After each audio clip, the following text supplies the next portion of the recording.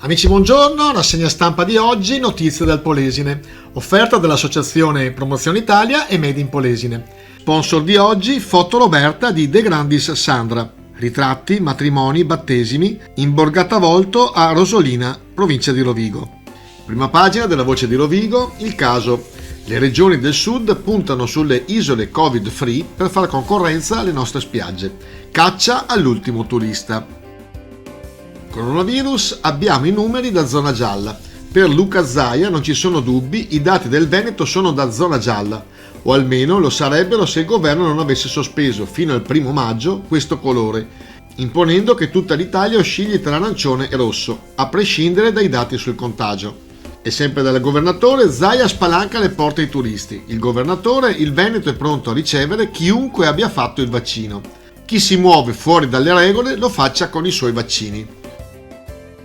E intanto venerdì in Veneto la consegna delle prime 14.500 fiale di Johnson & Johnson, il vaccino monodose.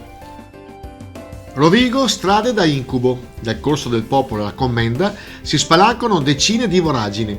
Un'acquazzone riapre le buche. Segnali stradali nel mezzo delle careggiate per segnalare i cedimenti dell'asfalto causa pioggia. E questo in Corso del Popolo, in Commenda, in San Bortolo e in tante altre parti della città.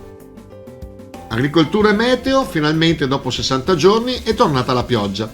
Sospiro di sollievo per l'agricoltura che stava attraversando una lunga siccità. Il Po è a livelli dell'agosto scorso e la Coldiretti dice servono precipitazioni più a lungo purtroppo. In ogni caso un altro giorno di allerta e miglioramento da domani. Degrado, fototrappole in Transpolesana contro i vandali delle piazzole. La richiesta di Italia Nostra a tutti i comuni. L'associazione ambientalista denuncia l'abbandono dei rifiuti a bordo strada e i costi pesano su tutti i cittadini. E quindi i responsabili dello scempio ora vanno puniti. Università, domani la presentazione del corso di laurea magistrale in giurisprudenza. I futuri avvocati nascono qui. Un percorso di studi attento alle peculiarità del territorio e dalla spiccata vocazione europea. Adria, ecco il campus del conservatorio. Consegnate al Buzzolla le 7 casette sorte dalla ristrutturazione delle ex scuderie. Operativo il nuovo CDA della fondazione. Il sindaco ha nominato Luca Bellan, Graziella Bovolenta presidente.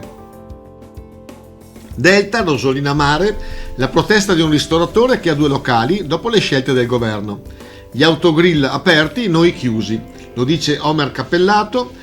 E afferma anche che è assurdo, se le nostre attività non aprono, la situazione si fa drammatica. Intanto le spiagge iniziano a prendere forma, ci sono i titolari degli stabilimenti che hanno già cominciato a fare i lavori alle spiagge, ma non si sa bene quando inizierà la stagione estiva. E su questo fronte Porto Tolle, ponte di barricata, presto la sistemazione. È in attesa infatti i risultati della verifica strutturale della barca, che è stata forata, per decidere come provvedere alla sua sistemazione. L'Endinara, per il sociale, ecco l'aiuto per chi è in difficoltà. È finalizzato alla compartecipazione ai costi dei servizi resi dalla casa albergo. Approvato dalla Giunta il contributo a fondo perduto per i nuclei bisognosi a seguito della pandemia. San Bellino, la denuncia di plastic free dopo gli sfalci che erano in corso in Transpolesana. Rischiato un disastro ambientale.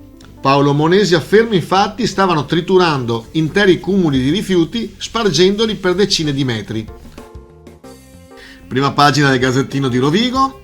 Parco del Delta, il parco porta nuovo sviluppo. Il sindaco di Loreo, Moreno Gasparini, è stato confermato dalla regione al vertice dell'ente.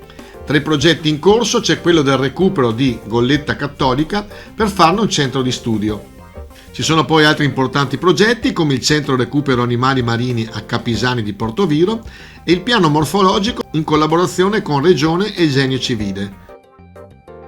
Taglio di Po, oggi le prime somministrazioni dal medico di base. Scatta la campagna di profilassi nei locali della medicina di gruppo. Assegnate 20 dosi a ognuno dei 5 medici. Il comune inoltre offre il servizio o trasporto a quanti sono nell'impossibilità di muoversi. E finiamo con lo sport, Luise e Handel sul podio di Sanremo. Per i 2 polesani risultato di prestigio atteso da 10 anni. Straordinario risultato, terzo posto assoluto a Sanremo.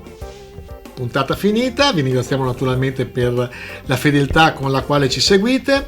Vi ricordiamo che alle ore 11.50 e alle ore 14 siamo anche su Radio Diva, sulle frequenze di 94 e 100, e da Leandro Maggi è sempre un piacere stare con voi. Ciao ciao!